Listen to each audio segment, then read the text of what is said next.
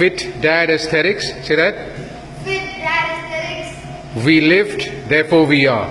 We live, therefore we are. Cheers. Cheers. What's up, YouTube? Thanks for tuning in. This is Rishi with Fit Dad Aesthetics, your health and fitness consultant and lifestyle coach. Back with another video today, and I want to talk about a genuine concern which recently came up in course of conversation with a gentleman. When we were discussing weight management. So I often suggest the intermittent fasting protocol when it comes to managing one's weight, for its obvious benefits. However, in course of conversation, I was told by the gentleman that, fasting is something I don't think I'll be able to manage.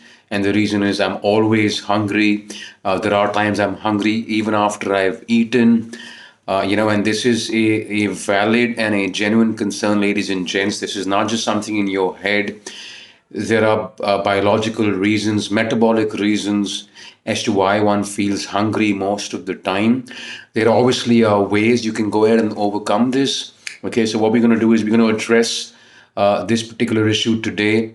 And once we understand why does this happen and ways to overcome this, the next thing we should do is we should look at adapting to an intermittent fasting lifestyle.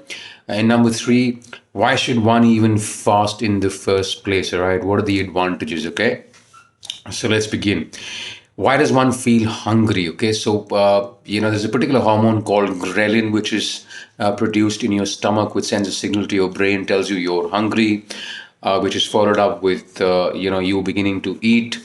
Once you've had your fill, your stomach secretes another particular hormone called leptin, which tells you to stop eating. It sort of suppresses your hunger, and that's how the entire cycle is managed. Okay. Now, the reason you're hungry most of the times, or you're hungry even after you've eaten, is primarily due to because your diet lacks one of these macronutrients to a great extent, which is protein, fats, and fiber. If your diet lacks protein, fats, and fiber, the chances are you're going to be hungry most of the times, right? And why does that happen? Let's take fat as a macronutrient. Now, fat as a macronutrient, slows your digestion. Okay, it ensures the food you eat is sort of processed, slowly. It also is responsible for secreting leptin, the hormone which we just spoke about, the hormone which basically suppresses your hunger.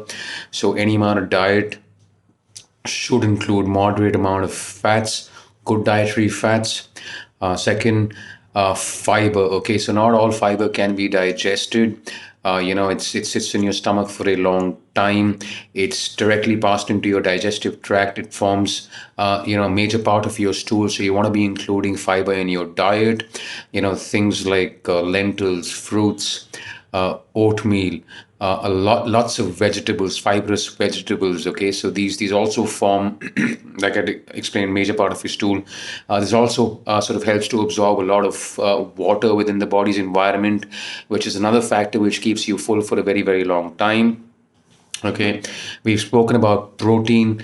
Protein, again, the body takes a lot of time to process protein, so it helps to carry you from meal A to meal B. All right, so you remain full for a very long time. Protein also produces something called heat within the body, which is called the thermic effect of food, thermic effect of protein, which helps to burn a lot of calories. I've spoken about these, in a lot of my other videos. Here's another video you can sort of refer to if you haven't seen that. Okay, another reason why you're hungry most of the times is because your diet is rich, in refined carbohydrates. You're eating too many refined carbohydrates. Now, please try and understand. There's this whole thing about weight management and fat loss is a battle with a hormone called insulin. Okay, in the presence of insulin within your body's environment, fat burning is not going to happen. I keep sort of, it's like a broken record for me. I keep speaking about this in every sort of video of mine. I write about this in every article, but what I'm trying to sort of highlight over here is this is one of the most important aspects when it comes to weight management, right? The war with insulin. Okay, so understand insulin is something which will be produced. There's nothing you can do about it. What do you want to do? You want to become efficient in managing insulin. You want that when insulin is produced, It comes, does its job, and goes away really quickly. Okay, so quickly, what is insulin? Insulin is each time you eat, your body produces insulin, which raises your blood, which raises your sugar in the blood. Then it goes ahead and takes the blood glucose and shuttles that into your cells. Okay, that's what insulin's job is. Now imagine if you're eating meal after meal, if you're eating carbohydrates, and you do this over and over again, year after year. What are you doing? Your insulin becomes mismanaged. Okay, you become insulin resistant. Your body's ability to be able to shuttle that blood glucose into your cells sort of diminishes, reduces, which is why that glucose starts to float in your blood and cannot go into your cells. That's why your blood sugar goes up. Okay, which is why you come in for sugar problems. So what do you want to do? You want to ensure that the foods which you eat don't spike your insulin too much. Once the insulin is spiked, it comes quickly, does its job, and goes away. So there are two ways to manage your insulin efficiently. One, when you sort of don't eat or you stop eating, which is intermittent fasting, which we're going to be touching in a while. How does intermittent fasting sort of help you to manage your insulin? Two, you want to go ahead, which is strategy one, which we just discussed. You want to go ahead and choose foods or macronutrients which don't spike your insulin. For example, protein, fiber, fats. All right, these macronutrients, don't spike your insulin to a great extent. They sort of train your insulin to come in, quickly do its job, and go away. Okay, so that's what you want to do. All right. Now, the second aspect is about how quickly can one get into, a fasted state. So, fasting does not mean, for example, that the moment you stop eating, you're in the fasted state. So, for you to get into a state where you're fasted, the basic thing is when you're fasted, your body sort of catabolic, and it's breaking its own body fat and using that as a source of fuel. So, you sort of tend to get into a fasted state from your last meal, and that is dependent on the kind of food you eat. All right. So, for example, let's say a person who's sort of on the heavier side, anything between 25 to 30% body fat, that person's carrying a lot of glucose or sugar within his body's environment, which basically means for that gentleman or for that person to get into a fasted state, it's going to take longer versus a person who's between 10 or 15% body fat. And the reason is for the person who's between 10 or 15% body fat, there isn't a lot of glucose within his body's environment.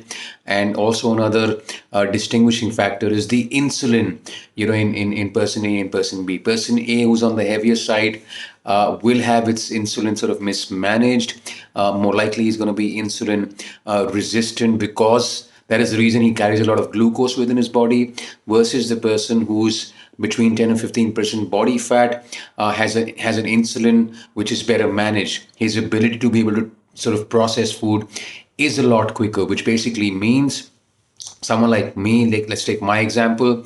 When I finish my last meal, and if my last meal of the day does not sort of consist of a lot of carbohydrates, I can get into a fast almost anything between 8 to probably 11 hours, 10 to 11 hours, all right?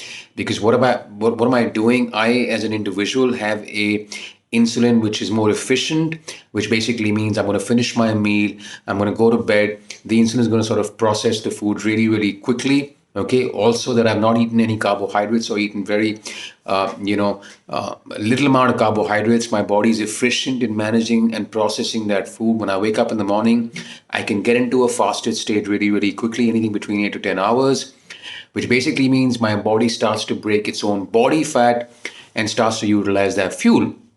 So this is what you want to achieve. Okay. And when you do this, over a period, when you do this as a lifestyle, you train yourself to become insulin sensitive, which basically means your ability to process food faster improves, and you're burning fat most of the times. In the presence of insulin, fat burning is not happening. If you've trained your body to manage insulin better, insulin comes and goes and does its job and goes away, you're burning fat again. So that's what you want to do. Okay. So this is how you can get into a fast really, really quickly. One, by adapting strategy one, where you choose foods which don't spike your insulin to a great extent. Second, the last meal of the day should consist of protein, fiber, and good quality sources of fats, all right, and you don't consume any starches like rice, bread, roti, any of these things you don't consume, because you want to ensure that the insulin response which you get from your last meal is not a lot, and the food's processed really, really quickly. Okay. Now, the last and the final point is, why should one be fasting in the first place? Okay.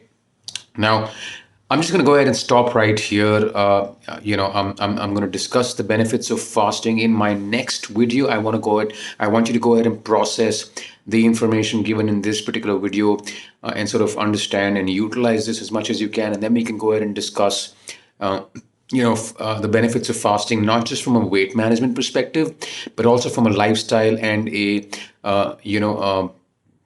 neurological perspective. There are various benefits and the various methods of fasting, which I'd like to touch in detail, and sort of suggest which one's the best for you, based on your activity level, based on your age, and which whereabout you're staying. All right. So I hope you like the video. I'm trying to keep it as simple as possible.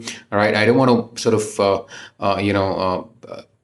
get too much on the science bit or science things out, but I want to make it science applied so you understand and sort of value the content. All right. So if you haven't yet subscribed, ladies and gents, please go ahead and subscribe, and give it a thumbs up on this one, share it with your friends and family. Until next time, until next week, I'm trying to publish a video so I'm a working professional. I try to make time out for this one, and I want to sort of roll out a video every week. That's what I'm going to do. I'm trying to stick that to, anything between Wednesdays to Fridays. I'm going to go ahead and publish a video. Go ahead and hit the like button. Until next time, this is Fit Dad Aesthetic signing off. We lived, therefore we are. Cheers.